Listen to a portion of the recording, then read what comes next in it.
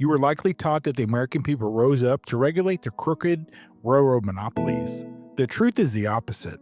The railroads begged the government to regulate them. This is the story of how America's first great industry, the iron titan that built the modern nation, found itself terrified of the one thing that supposedly drives the American economy: competition. It's a story of how powerful men, who, faced with the brutal realities of the market, turned to the alleged enemy, the federal government, and asked it to save them from themselves.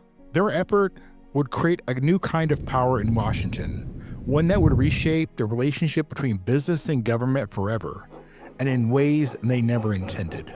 In the decades following the American Civil War, the railroad was king. It was more than an industry, it was a circulatory system of a rapidly expanding nation.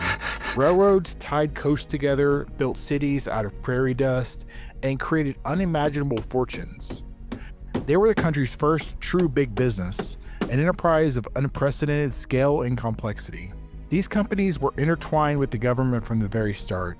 They grew powerful on a diet of enormous government subsidies and land grants, particularly after the war. The line between a railroad president and a politician was often blurry. In the 1870s, a staggering 80% of railroad presidents held a political job at some point in their career. They were masters of wielding political influence. Yet beneath the surface of this gilded empire, a deep and persistent problem festered. The railroads were constantly at war with each other. The very technology that made them powerful also made them vulnerable. A railroad line is a massive fixed cost. Once the track is laid, it costs relatively little to add one more boxcar to a train. This created a relentless incentive to cut prices, to steal business from a competitor.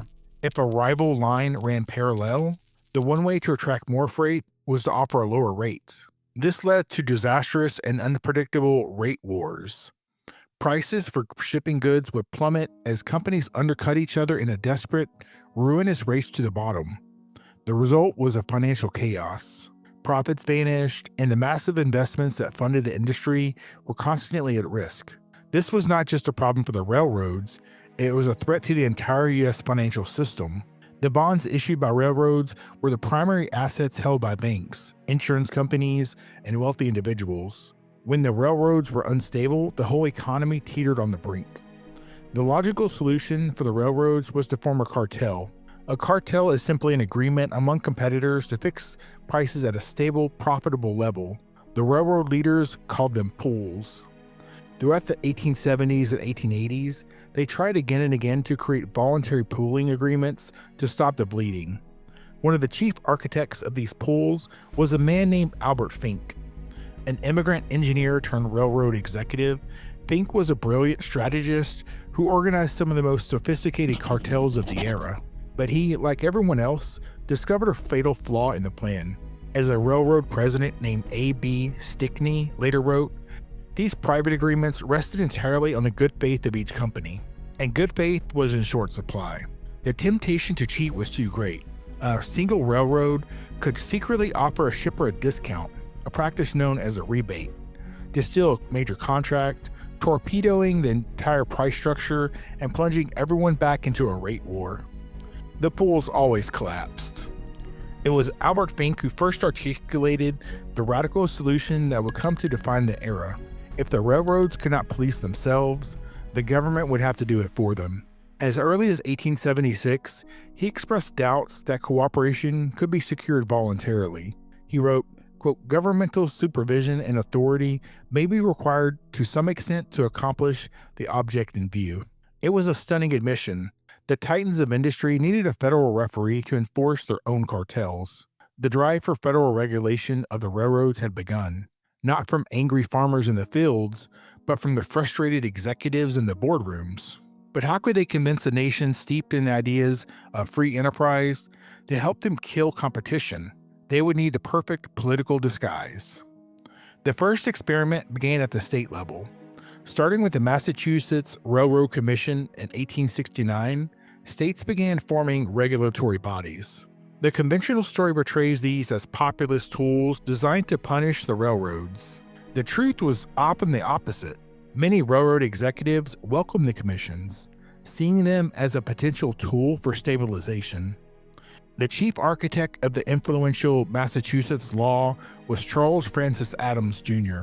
As a member of one of America's most distinguished political families, Adams was the perfect intellectual architect for the regulatory movement.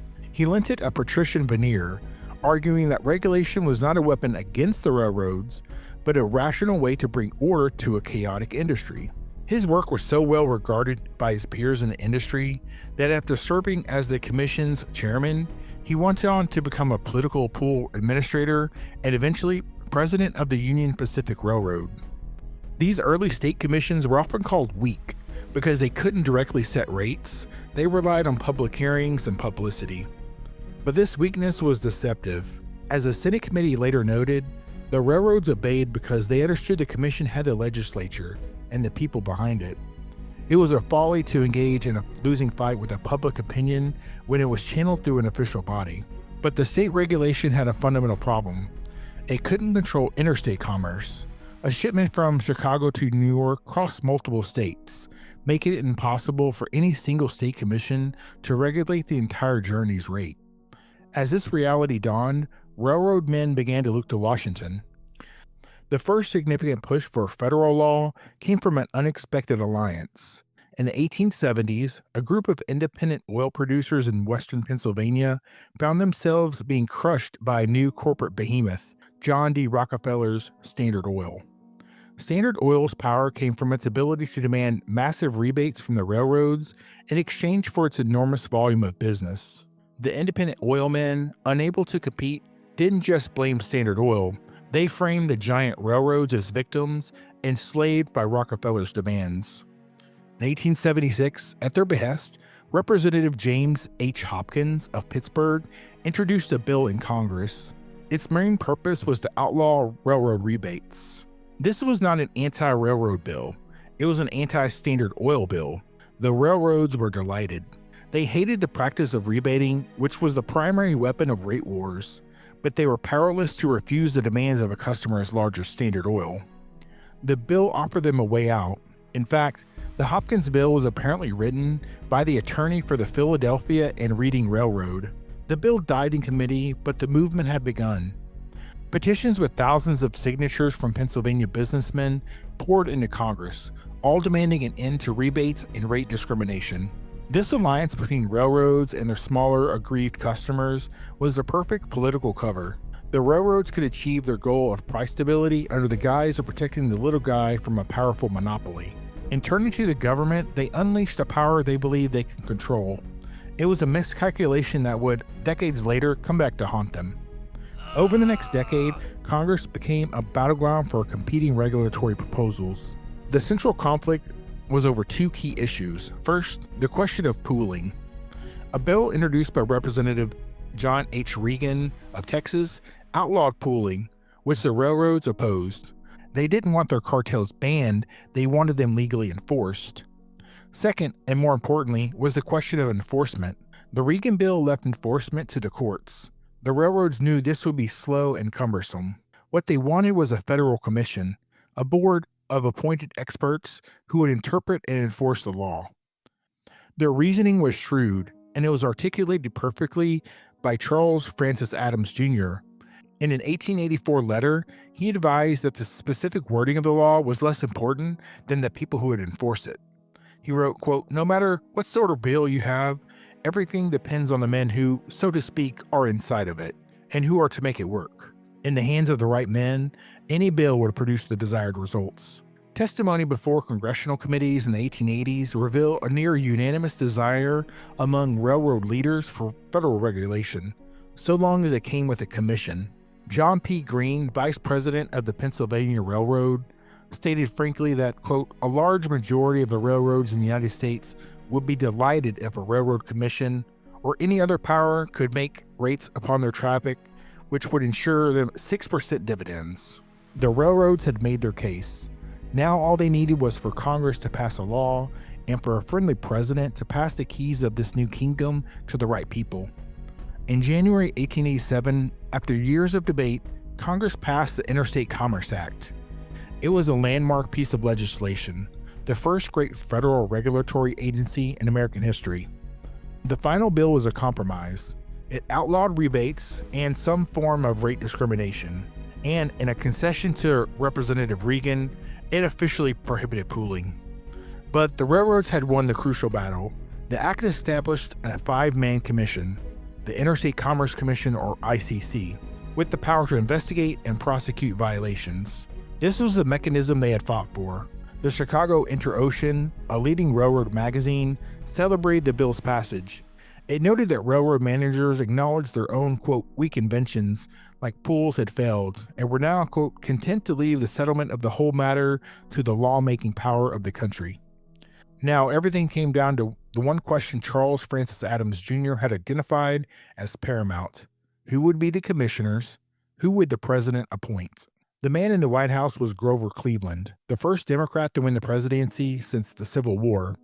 While his party has a history of laissez-faire principles, Cleveland was no enemy of the railroads. Before becoming governor of New York, he had been known as a, quote, railroad attorney in Buffalo, representing several lines, including the powerful New York Central. His appointments to the New York State's Railroad Commission had been consistently pro-railroad. Furthermore, Cleveland had a close relationship with the most powerful financier in America, J.P. Morgan.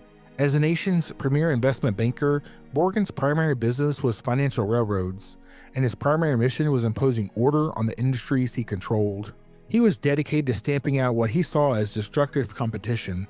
As a key power broker in the Democratic Party, his influence on Cleveland was significant.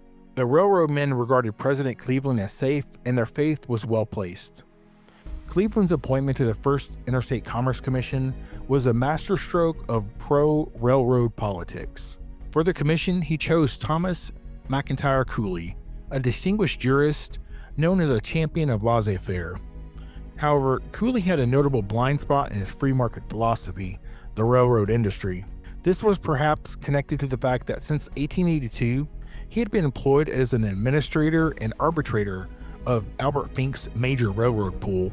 He had also served as a receiver for the Wabash Railroad.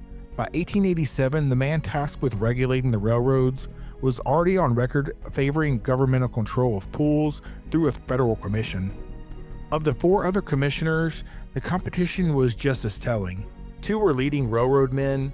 Augustus Schoonmaker was a railroad attorney and a political associate of Cleveland's. Aldous F. Walker was a veteran railroad attorney and executive. The other 2 were career Democratic politicians. The Railway Review hailed the appointments, declaring the new commissioners were not, quote, made up of the stuff that is liable to shrink from doing what it conceives to be its duty. The acts had been forged, and now it had been placed securely in the hands of its intended beneficiaries. The railroads had not been captured by the regulator. The acts had been forged, and now it had been placed securely in the hands of its intended beneficiaries. The railroads had not been captured by the regulator. They had, from the very beginning, staffed it with their own. The new ICC quickly got to work, and its initial actions confirmed the railroads' highest hopes. On the one hand, it began a strict enforcement of the ban on rebates, the primary tool of competition. Railroad leaders eagerly turned in their competitors who violated the law, using the commission as their policemen. Charles Francis Adams Jr., then president of the Union Pacific, declared his company would welcome the rigid and literal enforcement of every provision of the Interstate Commerce Act. On the other hand, the ICC proved very flexible with rules that hindered the railroads. The act included a provision against, quote, long-haul, short-haul discrimination, the practice of charging more for a shorter journey than a longer one on the same line. This was a form of price cutting on competitive routes. The ICC promptly allowed the railroads themselves to decide when to suspend the rule, effectively giving them permission to continue the practice when it suited them. Commissioner Aldous Walker noted that this policy was, quote, already recognized by intelligent railroad men as better than the pool. While the law technically forbade pools, it did not forbid rate associations. These were groups where railroads collusively fixed uniform rates. The ICC gave its official sanction to the rates set by these private cartels, lending the power and prestige of the federal government to what was in effect price fixing. The relationship between the regulators and the regulated became incestuous. In 1889, after 2 years on the commission, Aldous Walker resigned. He immediately became the chairman of a new massive railroad cartel, the Interstate Commerce Railway Association. The stated purpose of this new private association was, with no sense of irony, quote, to aid in the enforcement of the provisions of the interstate law. It was a breathtakingly transparent effort to use a government-sanctioned body to enforce a private cartel, led by a man who had just left the government agency in charge. The initial results were just what the railroads had wanted. Rates were fixed, but the victory was short-lived. The forces of competition were too powerful, even for a captured commission to contain. By the late 1880s and through the 1890s, secret rebates began to flourish again. The new rate associations, even with the ICC's blessing, repeatedly failed as members broke ranks to cut prices. Then, in the late 1890s, the Supreme Court delivered a series of blows, ruling that the rate associations, in fact, were illegal pools under the law. The first experiment had failed.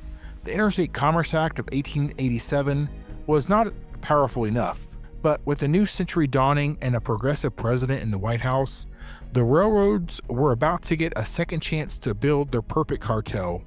What could possibly go wrong? The dawn of the 20th century brought a new political energy to America, the Progressive Era. It is remembered as a time of reform, of trust busting, and of reining in corporate power. The railroad industry saw it as an opportunity. The history of the ICC for the next decade, as one historian noted, is best interpreted as an effort to convert the Act of 1887 into an effective cartelizing statute. They had powerful allies. The new president, Theodore Roosevelt, was the ideal political leader to enact the visions of J.P. Morgan. Roosevelt was not against big business, he was against unstable big business. He was a trust rationalizer who believed in using government power to create orderly, managed industries. In Congress, his agenda was championed by Senator Stephen P. Elkins, a West Virginia tycoon who made his fortune in coal and railroads. The first fruit of this new push was the Elkins Act of 1903. Written in large part by the governing council of the Morgan-controlled Pennsylvania Railroad, the bill was a direct assault on rebating.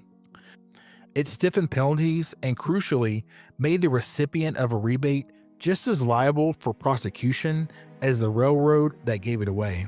It also declared that any joint rate filled with the ICC by a railroad commission would be considered the legal rate, effectively restoring the price fixing the Supreme Court had taken away. The railroads celebrated its passage. The Railroad Gazette gloated that the commissioners could now, quote, go ahead and catch every law-breaking rate cutter in the country. 3 years later came the Hepburn Act of 1906. While historians have often portrayed this as a controversial reform passed over railroad opposition, the reality is that the industry overwhelmingly supported its main principles. The act was a gift to the cartel. It expanded the ICC's authority to cover competitors like pipelines and express companies. It outlawed free passes and other services, which were forms of price cutting. It required a 30-day notice for any rate change, slowing down competitive price adjustments. And it gave the ICC the power to set maximum rates, which, by giving a rate the force of law, made it much easier for railroads to collude without a fear of being undercut. The effects were immediate. Railroads happily began eliminating free services they had previously been forced to offer. The complaints came not from the railroads, but from the shippers who were now paying more. George Perkins, a partner at J.P. Morgan & Co., wrote to Morgan that the new law is not going to work out for the ultimate and greater good of the railroads. The trilogy of cartelizing acts was completed in 1910 with the Mann-Elkins Act. It further restricted rate competition and created a special commerce court, which was expected to be and was solidly pro-railroad. By 1910, the railroads had seemingly achieved their half-century-long quest. They had built a powerful federal agency, staffed it with friends, and armed it with the legal authority to enforce their cartel and stabilize prices. And then the monster they created turned on them. Having been targeted for decades, the shippers, the merchants, farmers, and manufacturers who paid the freight rates had become a potent political force themselves. They had learned from the railroads, they organized, they lobbied, and they began to exert their own influence on the ICC. After 1910, the tide began to turn. Shippers persuaded Congress to abolish the pro-railroad Commerce Court. More importantly, they began to win cases before the Commission. The ICC, the body created to prop up rates, started to deny the railroads' requests for rate increases. The railroads found themselves trapped in what one historian called a, quote, merciless cost-price squeeze. The weapon they had forged to control the market had been seized by their customers. The hunters had become the hunted. By the eve of World War I, the railroads were in a desperate position, and their proposed solution was the final, logical conclusion of their entire journey. Having found their partial regulation could be turned against them, they began agitating for total federal control. They called for a system modeled on the new Federal Reserve, with the government guaranteeing railroad profit in exchange for full control over rates and operations. This, one executive said, quote, would do away with the enormous waste of the competitive system. Frank Trumbull, head of the Railroad Advisory Committee, told President Woodrow Wilson he was confident the president would do for the railroads what he had done for the banks. It was the ultimate paradox. The great capitalists of the Golden Age, the supposed champions of free enterprise, had spent 50 years working to systematically dismantle the competitive markets that gave them life. When their efforts backfired, their only answer was to plead for an even deeper embrace from the government. Their quest for a state-sponsored cartel ended with a plea for what amounted to socialism for the rich. The great irony is that with America's entry into World War I, they would get their wish. As the government took control of their nation's railroads, an outcome born not of public anger, but of the industry's own long and complicated request.